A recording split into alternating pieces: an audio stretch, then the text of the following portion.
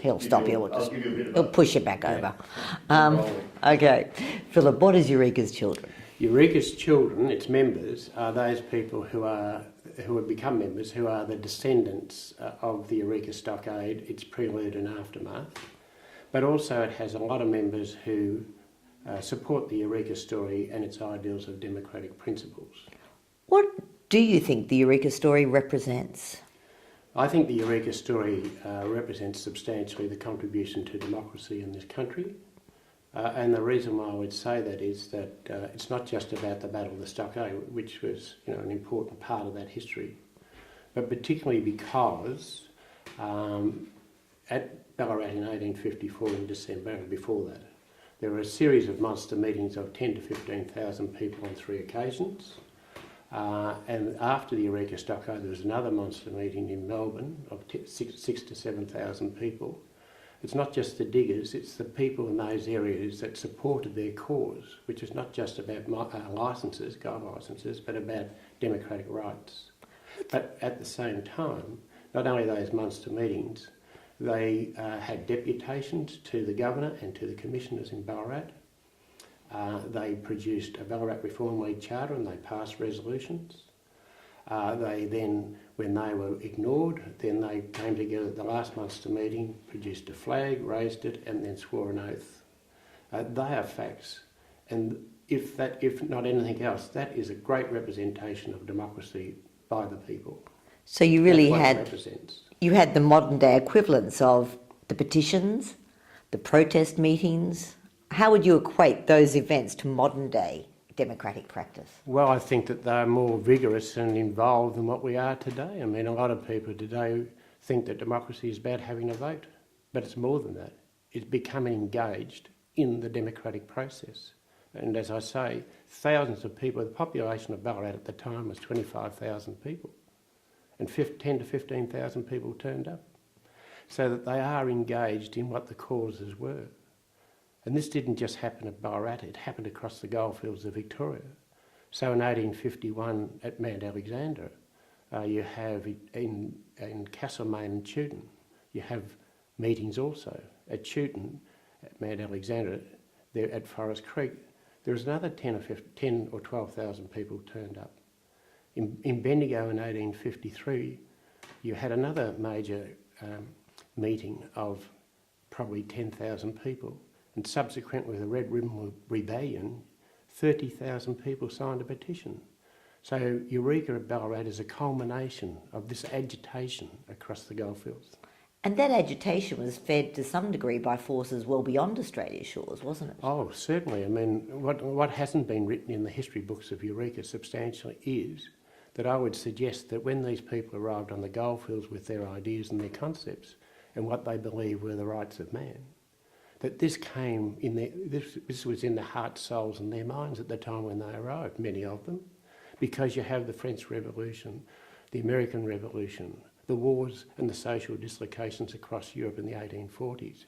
But even before that, the great thinkers like Paine and Burke and Locke, Rousseau and Voltaire, the Age of Enlightenment, so that you have the change of governments in the British systems and other places where you have the aristocracy and the churches, the bishops were in charge. They were the ones that were making the rules.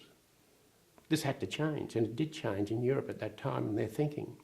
But with the gold rush, it brought so many of these people out to this country who they or their parents or grandparents had lived through this, had thought through this. So I think it was inevitable what was going to happen on the goldfields of Victoria in particular, when so many thousands of people came within 10 years. And what happened in terms of formal democratic process was actually very fast, wasn't it, after Eureka? It was, yeah.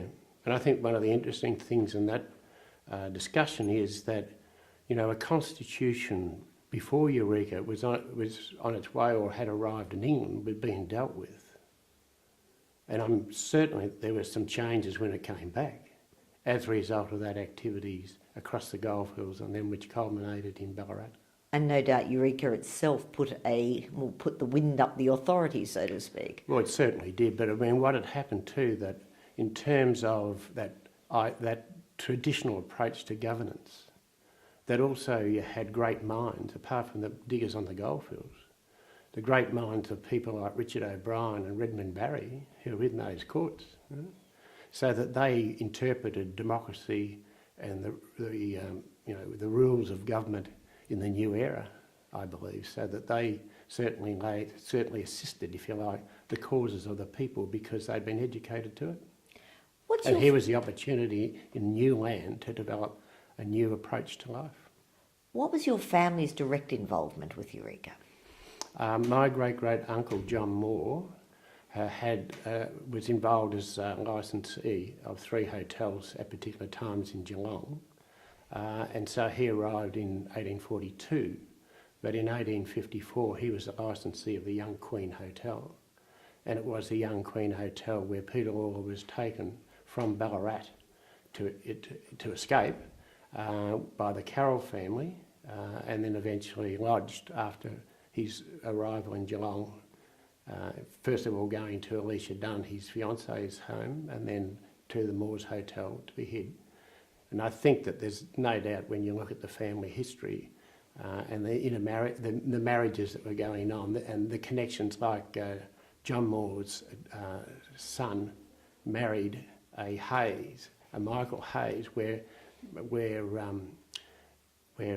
Peter Lawler was taken in Ballarat from Michael Hayes's campsite or cottage to be taken to Ballarat. So I think there's quite a lot of connections. I mean, John Moore's children went to Alicia Dunn School, as did the Carroll family. So there's those connections between the families. John Moore's brother, Bill Moore, was eventually up in the goldfields. So that's my great-great-grandfather. So they really looked after each other, didn't they? Especially at a time of crisis after the stockade. Oh, yes, yes. John Moore, actually, by taking in Peter Lawler, was actually harbouring a fugitive, wasn't he? That's right, yeah. So there was John Moore, his sister Margaret was also assisting her brother John at that hotel. And I'm sure and Alicia Dunn would have been visiting that place. And I think one of the camouflages it was called the Young Queen Hotel, not an Irish-named hotel, so I think that might have helped to camouflage it a bit also. Because the police were actively looking for Lawler, weren't they? Oh, they certainly were. I mean, as I understand it, they narrowly missed him going to Alicia Dunn's house. He just moved on. That's right, yes. And so, what do you think inspired them to be part of that, to be part of what was effectively an illegal harbouring of a fugitive? I think it was pretty obvious for an Irishman, so that in terms of Ireland, we know how Ireland was treated as a country by the English at the time.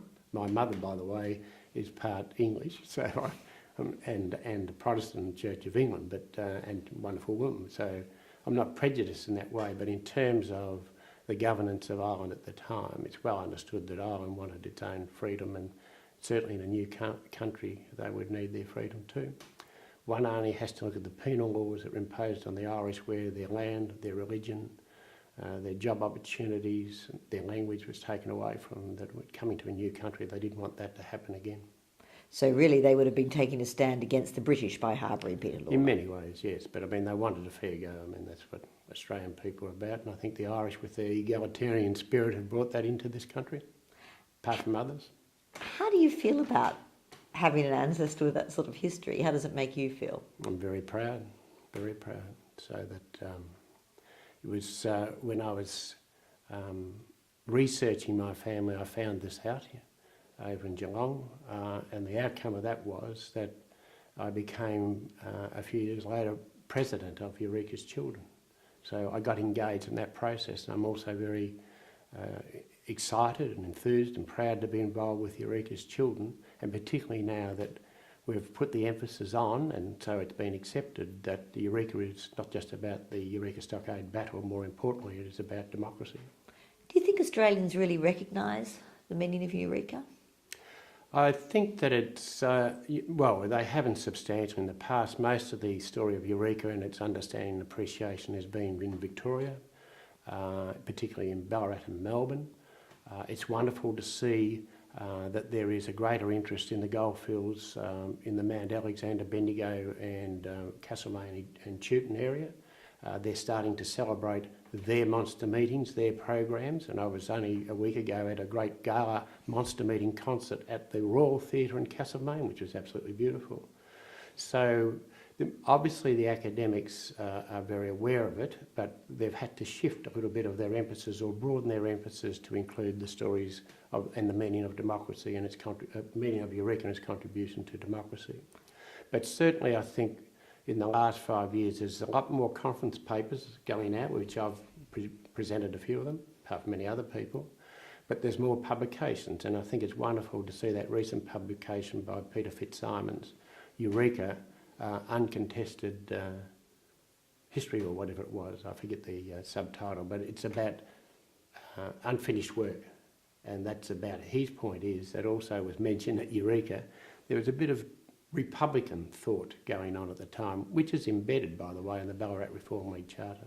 It's implied that if these things don't occur, then we may consider independence. How important is it for young people, particularly today, in fact all people, but young people in particular, to understand the legacy of Eureka? What does it mean to someone today? What should it mean? Well, as I said before, the central story of Eureka is democracy. Australia has probably one of the best democracies in the world, warts and all. And the importance for us as a people of this country is to value the democracy that we have, really value it, understand what democracy is, and not only that, but to be engaged in it. We need to be vigilant guardians of one of the greatest things in the world, in this country, and that is democracy. There are countries throughout the world, in Europe and Egypt and Middle East, we can see it happening. It even happened in Russia, where the walls came down. So that it's important that we value our democracy and that we get involved in it and that we guard it. So we protect, we understand it, that we value it and we protect it. One of the main themes is that you don't know where you're going until you know where you've been. Sure. We learn from history. Yeah. And how much do you think that will inform our future and our sense of identity? Well, it depends. Well, I think there's a wonderful opportunity in terms of the two museums, so that we have the Museum of Australian Democracy in Ballarat, and so it's going to be interesting to see how they present their story. I'm fairly confident that it will be well done, but let us not forget that there is a Museum of Australian Democracy in Canberra. Now, that is a wonderful opportunity to promote nationally the story of Eureka and the importance of democracy in this country. And with that story, certainly at the Canberra Museum, they can couple up the other initiatives that were taken in other states, in other places, of how they have contributed to democracy and the development of democracy in this country. And therefore that will then help us also to appreciate and be involved in the challenges that are made to democracy, not only here nationally, but also around the world. And the question is, what are we going to do about it? Thank you, that was fabulous. Now, don't go any, don't move. This is good because I was about to stop. There's a There's a